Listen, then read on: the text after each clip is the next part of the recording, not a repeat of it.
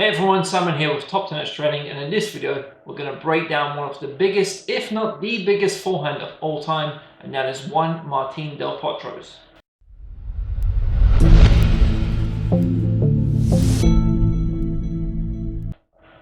Now Del Potro's forehand is very unique. His swing is unique, his grip is unique, the way he hits the ball is unique. And in this video I want to break down exactly what he does that makes his forehand so powerful, so flat, and so aggressive.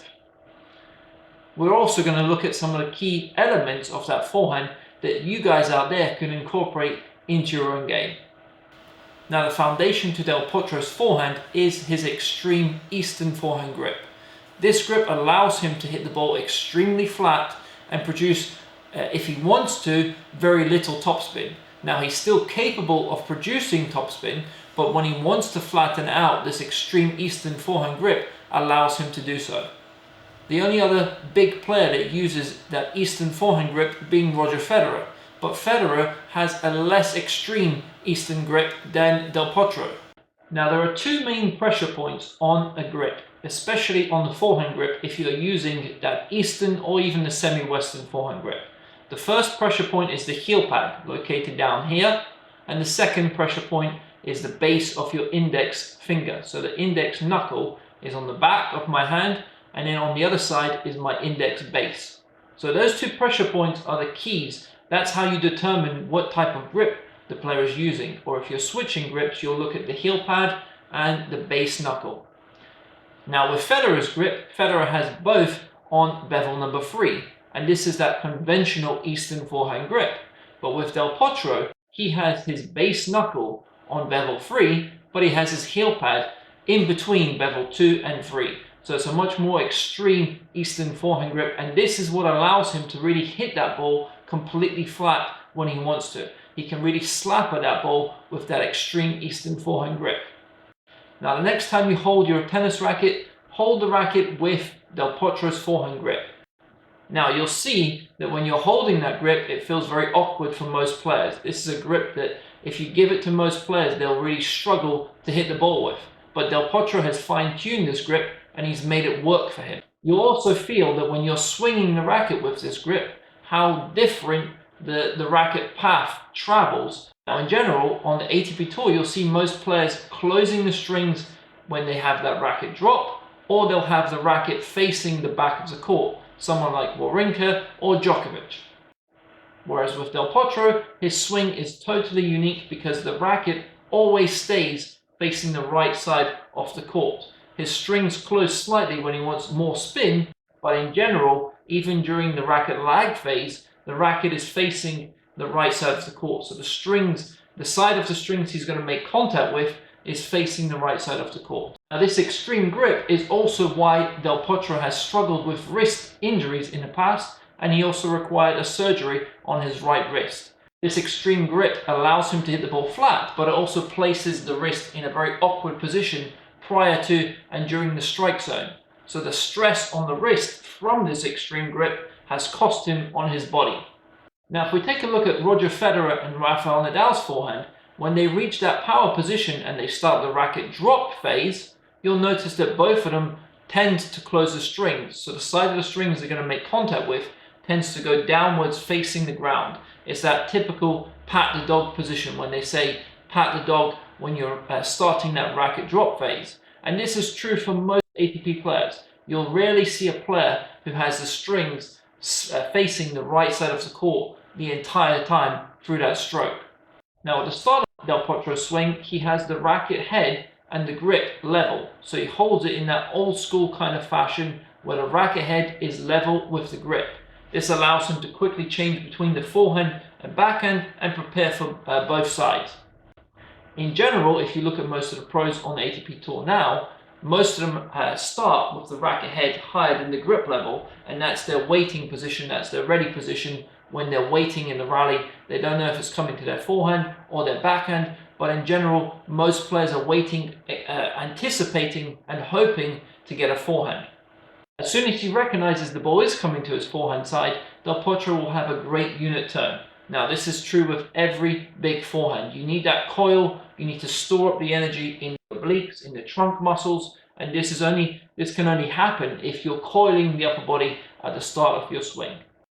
Now, while he's coiling the upper body, he also lifts the racket head. So the racket goes from that flat position to a position where the racket head is higher than the grip. At this same time, he's also cocking back the wrist slightly, which will create that leverage in the racket and in the wrist. He'll then start the swing by lifting the racket quite high. So he has a very high loop. This is something that's quite unique to Del Potro. His racket head ends up way above head level.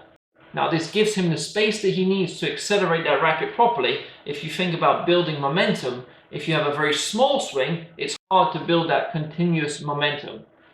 But with the bigger loop, you're building that momentum and then you unload it on the way forward. And this is exactly what Del Potro has. He has a very high, big circular loop in that swing. Now when he starts that coil with the upper body, Del Potro's strings will go from that front-on position to facing the right side of the court. And this is common for most players on the ATP Tour. The strings will face the right side, but as they reach that back position, that power position, the strings will turn slightly towards the back of the court. And this is true for most players, but not for Del Potro. His strings remain facing the right side of the court. Even when he has that racket drop, the strings are still facing the right side. Now this ensures that he doesn't produce topspin unless he absolutely wants to. So the strings, players can manipulate how much spin they produce by closing the strings or by keeping it open. This is something I've covered in my Federer forehand analysis video, where Federer will change the string angle prior to the forward phase of his swing. When he wants more spin, he'll close the strings. When he wants to hit the ball flatter, he'll keep the strings a little bit more open to the side of the court. This is what Del Potro does on every single forehand.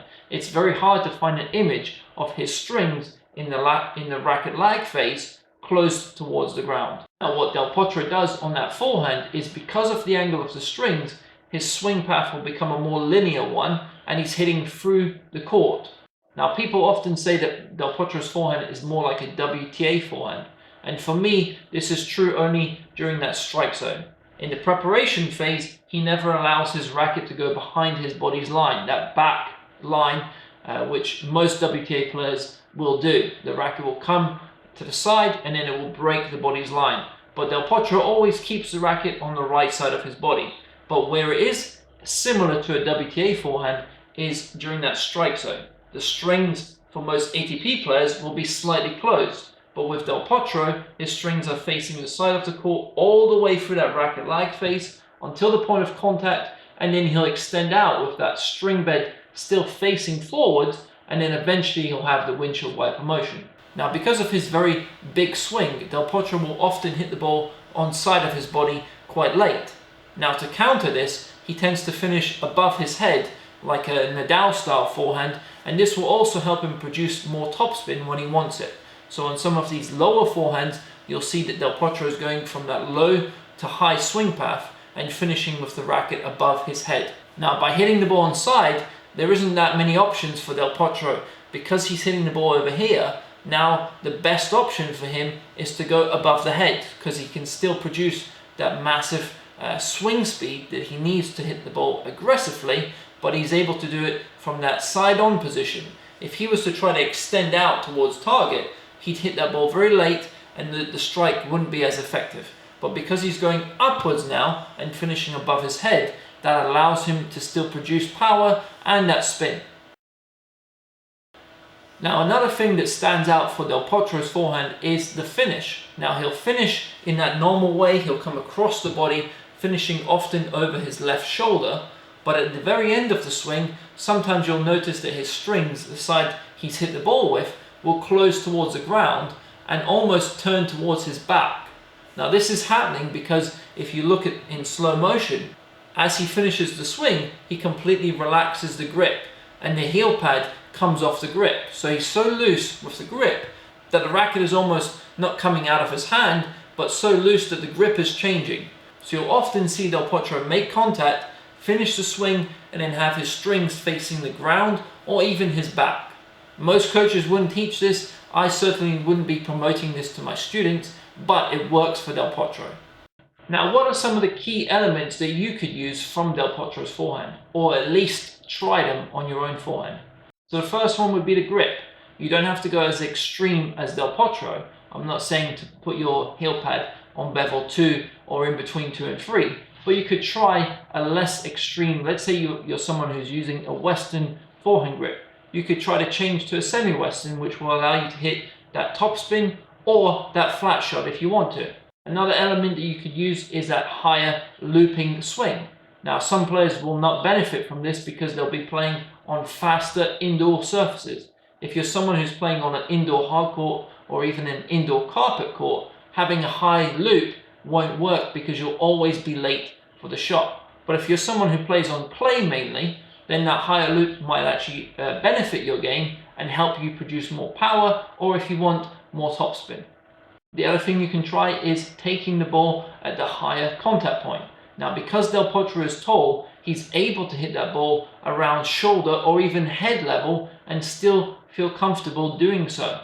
Now, this is great against those players like Nadal who hit a heavy topspin ball that bounces very aggressively and high.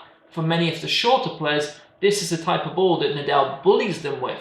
But with Del Potro, he's able to step in and hit that ball on the rise aggressively and completely flat. He's able to hit down on the ball. So you could also try to step in the court and take on those higher balls. Don't wait for the ball to drop. Step forward and take it on when it's at shoulder level. And you could also play around with the angle of your strings in that racket drop position. Don't feel like you always have to close the strings when you're dropping the racket down prior to the forward phase. See if your forehand performs better when the strings are closing or if they're facing the right side of the court. So play around with the angle of the strings prior to your forward phase of that forehand. So there you have it, guys, the Del Potro Forehand Analysis. I hope you've enjoyed this video. If you have, please click the like button, subscribe to the channel, and please make sure you turn on that notification bell. That notification bell will allow you to be notified from YouTube every time we release a new video. Signing off, Simon from TTT. All the best and see you soon. Now, if you want more help with your forehand, we have a free forehand guide that you can download. I'll leave the link below this video. All you have to do is click on the link below and we'll send you your free PDF right away.